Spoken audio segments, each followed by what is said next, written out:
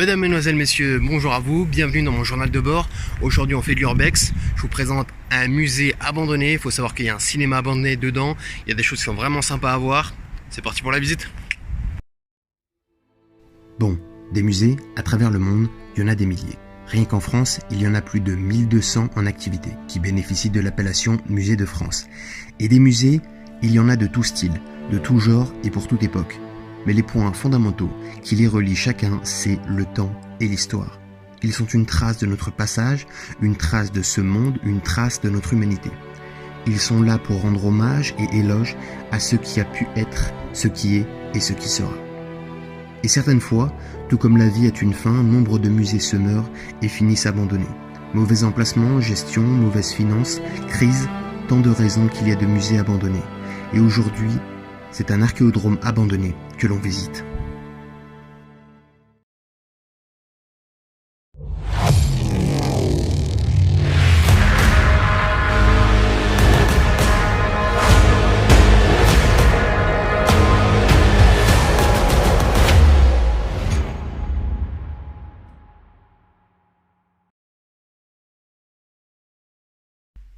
« 1978. C'est la date d'ouverture de cet archéodrome. Je vais vous donner quelques informations et je vous laisserai vivre cette aventure. On a fait 2 heures de route aller, 2 heures de route retour pour arriver ici. Nous, jusqu'ici, on avait surtout fait des manoirs, des châteaux, des maisons, des usines ou encore des trains. Mais jamais des musées à l'abandon. C'est quelque chose d'assez rare à trouver. Alors on était tout excités à l'idée d'y aller. Lorsqu'il est ouvert, c'était plus de 250 000 visiteurs qui se pressaient dans ce musée d'un nouveau style qui offrait un voyage dans le temps à ses visiteurs. Il allait de l'âge du fer à l'an 1000. Le concept d'offrir aux vacanciers l'occasion de faire une pause culturelle, à l'époque, c'était inédit. Malheureusement, le site a progressivement perdu de son attractivité et sa fréquentation est passée de 250 000 à 40 000 en 2004, dont une grande partie de scolarisés, qui représentait 17 000 personnes. Les enseignants appréciaient la qualité pédagogique des reconstitutions historiques. Alors, nous, à chaque fois qu'on fait un lieu, que ce soit un château, un manoir ou comme là un musée, on essaye de comprendre ce que ça a pu être et pourquoi ça a fermé, pourquoi ça a été abandonné. Et on ne trouve pas toujours réponse. Mais cette fois, j'ai fait mes recherches et j'ai trouvé. Comme bien souvent, c'est dû à une mauvaise gestion financière. Les dernières évolutions majeures sur le site remontaient à 1994.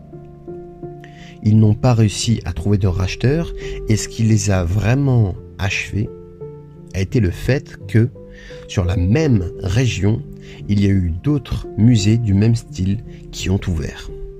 Pourtant, ce musée avait de très belles choses à offrir.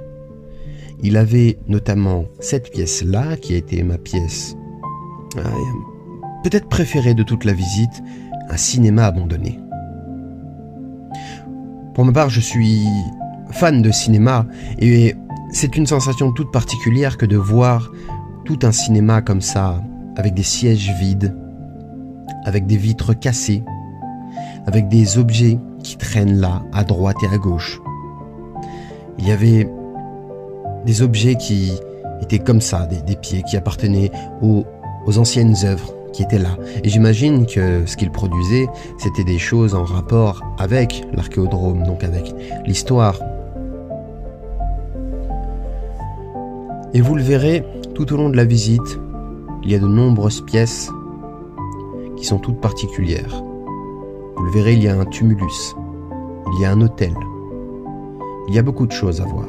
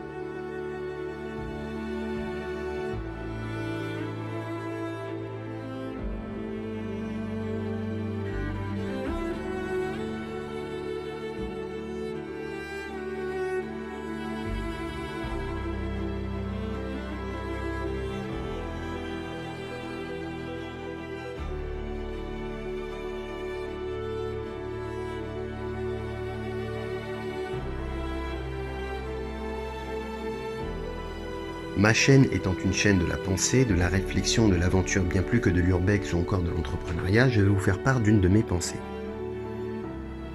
qui est en corrélation directe avec cet urbex et d'autres aventures que je peux mener. Aujourd'hui, j'ai la sensation que la sécurité prime sur la liberté. Bien évidemment, les deux sont très importants, et comme souvent dans la vie, tout est question d'équilibre. Mais pour ma part, je suis bien plus grand fan de liberté. Et si vous êtes comme moi, si pour vous, la liberté a une très forte connotation et est quelque chose d'extrêmement important, je ne peux que vous conseiller de prendre le chemin de l'aventure et de vivre des aventures. C'est à travers l'aventure que vous trouverez la plus grande liberté. Et elle peut prendre plein de formes. Ça peut être une rencontre, ça peut être un voyage, ça peut être des projets. L'aventure peut prendre plein de formes. Et le message que je veux faire passer, c'est ne soyez pas comme ces gens qui vivent et ça leur suffit. Voyez plus, rencontrez plus, faites plus. Découvrez, voyagez, créez. Vivez des aventures. Bien évidemment, il ne faut pas être dans une consommation d'une consommation d'une consommation. L'équilibre est la clé. Et mes amis, vivez des aventures. C'est là où vous trouverez des solutions, c'est là où vous vous sentirez libre. Sur ce, je vous laisse apprécier cet archéodrome, et oui, c'est bien un crâne humain que vous voyez à votre écran.